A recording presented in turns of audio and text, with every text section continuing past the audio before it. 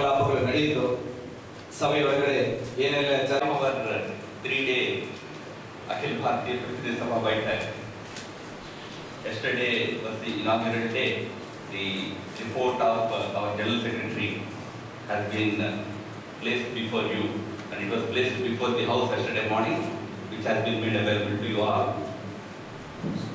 And after the report of the General Secretary, the session began with reports by different units, provincial units. Growing threat from China to our country's national security as well as national interests has been discussed in detail in this Pratidhi Sabha Baitak. Many of our delegates have expressed serious concerns over various aspects of this Chinese threat. For example, what is happening on the border areas, how people in border villages are forced to flee for want of proper security arrangements there. There is illegal trade across the borders. As a result, the markets in our country are being dumped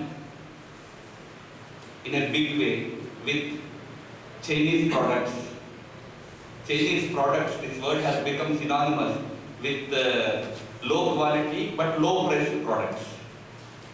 But unfortunately, this illegal trade and the vast presence of the products in the Indian market is affecting Indian manufacturing industry in a big way. It is also posing serious challenge to the health of our people, because many of the products, especially toys, etc., even mobiles, are supposed to blast sometimes. Safety standards are not maintained properly in these products. As a result, health, environment, security, everything is being put to a major challenge through these Chinese products. Besides these products and trade, we all know recently a prestigious English weekly published from Delhi, Outlook, has carried a very important lead story on how China is encouraging, funding, and even equipping, supplying weapons to the insurgent groups in the northeast, like NSCN,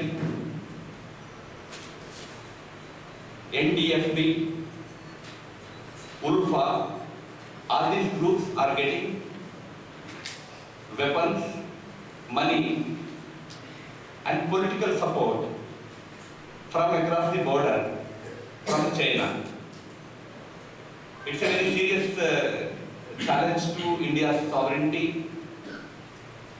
We all know that the Chinese weapons are freely available with the Maoists in our country. And today, other terrorist groups in the country are also being helped and supported by China. Earlier, China used to issue paper visas to people of Arunachal Pradesh, which was strongly protested by our government. In one resolution last year, we also took strong exception to this provocative action of the Chinese embassy in Delhi. Now, it has been brought to light that not just for Arunachal citizens, but even for people of Jammu and Kashmir, the Chinese embassy in Delhi has started issuing paper visas. It is a very careless, provocative action on the part of the Chinese government. This shows the malified intentions of the Chinese government towards our country. In fact, in the maps in China, they stopped depicting Jammu and Kashmir state as part of India. They show the entire state as disputed. They don't count the 1600-kilometer border of Jammu and Kashmir state in the LAC or LOC. Deliberate provocations like this suggest that the intentions of China towards our country are utterly malified. And today, the way China is modernizing its army, equipping it with latest technology and weaponry, should naturally cause concern to the well-meaning citizens of our country. So we, in the Prathinidhi Sabha, the delegates, have expressed serious concerns over the way China is proceeding in all these matters. Today it is a formidable force in Indian Ocean, and it is friends with all the renegades in the world, whether it is the dictators of North Korea, dictators of Sudan. One common friend is China. In such a scenario, we urge the government of India that it should take 5-6 important steps to ensure that India's national security and national interests are thoroughly safeguarded. You all know that in 1962, the Indian Parliament, after the Chinese aggression on our country, had made a unanimous resolution stating that every inch of land occupied by China should be won back by our country. This was the solemn commitment and determination that was expressed through that unanimous resolution. We remind the government that you should reiterate and make efforts in the direction that we get back every inch of our land which has been occupied by China in 1962. Besides that, certain very important suggestions have been made to the government of Bharat, especially the modernization and upgradation of our border areas. It's a very important issue today. China has built all along the Tibetan border very all-weather road network. Their railways have reached up to Indian-Nepali borders. Infrastructure development, especially in the border area, special emphasis should be made. That's why we have made a suggestion that a border region development agency should be constituted separately, and this issue should be addressed with great urgency. Similarly, at the diplomatic level also, we need to do a lot of more aggressive activity. We have to mobilize world opinion against these maneuvers of the Chinese. One very important issue that we raised in this resolution is that the way China is going about diverting the waters of the rivers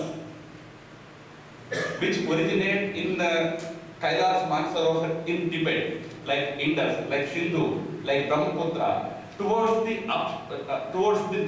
north. This is going to cause a major crisis in the coming years between our two countries, not just our two countries, all the lower riparian states like Nepal, Bangladesh, Thailand, Myanmar, Bharat. We are all going to face a major crisis in the form of reduced water inflow. This should not be allowed.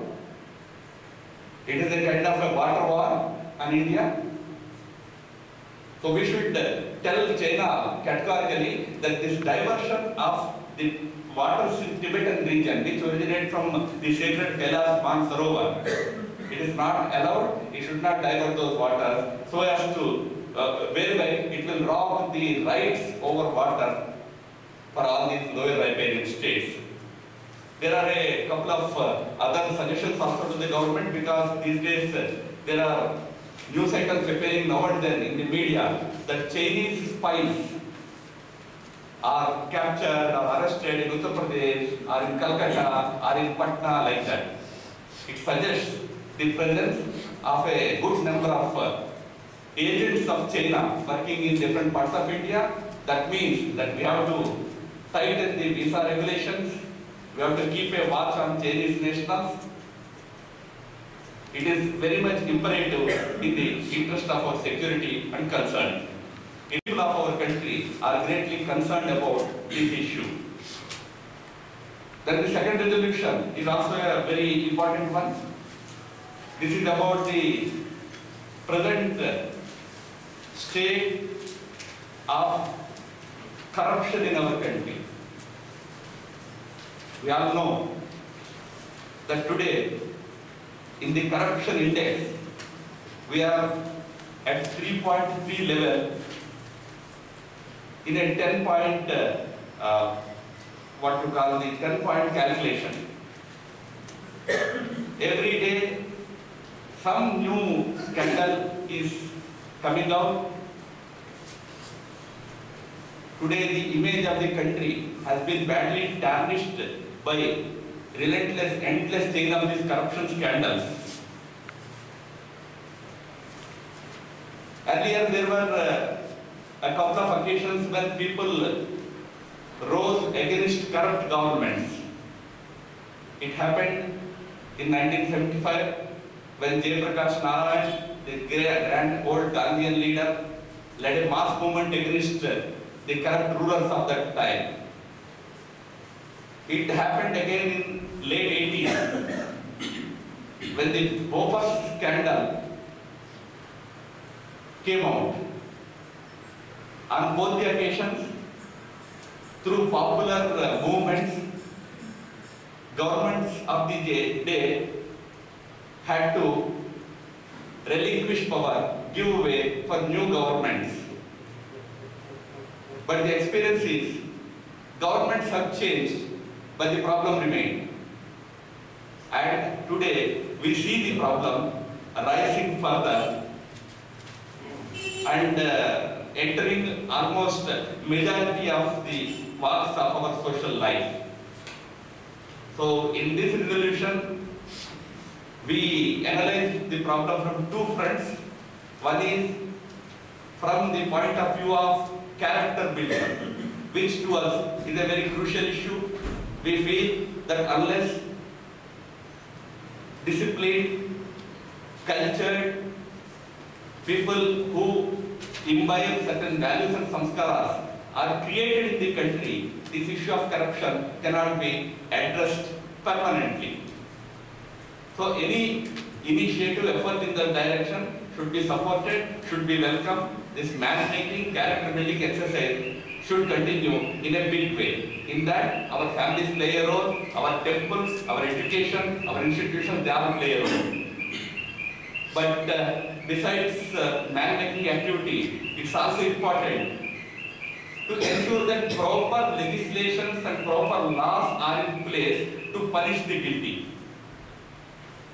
What is happening today is every attempt is made by the higher-ups to subvert the legal system, subvert the law, protect the culprits. We have seen it at the national level, how there were efforts to protect the guilty people. Till the last moment, until the media, certain alert media groups go after them, until the judiciary becomes very strong on them, they don't act. They will continue to say that no, he is innocent, no, this is innocent, that is innocent. We have seen it in the case of CBC, we have seen it in the case of 2G spectrum case. So what is important is we need to have strong laws, legislation in place which gives severe punishments to corrupt people. There is another important issue together with this laws to punish people. When whistleblowers come forward, when people take up the issues and fight against the system, we came across instances where those whistleblowers are being eliminated, they are being killed, they are being threatened. So laws to protect the whistleblowers are also needed. Then we made a very important suggestion that we needed transparent governance, administration through minimum and simplified regulations, judicial system based on easy access and timely dispensation of justice, elimination of black money, electoral system capable of effectively curbing the criminalization of politics. These are some of the things that are needed in the country to address this issue of corruption. Friends, there are a good number of organizations individuals, of course, many in the media, many in the judiciary, who are waging a relentless war against this endemic called corruption. The RSS stands by every such effort. We support all these efforts. Our fellows join and support all these initiatives by patriotic individuals and institutions. And through the collective efforts of all of us, this endemic of corruption should be put to an end. Towards that, the whole country should come forward and strive. That is the essence of the second resolution.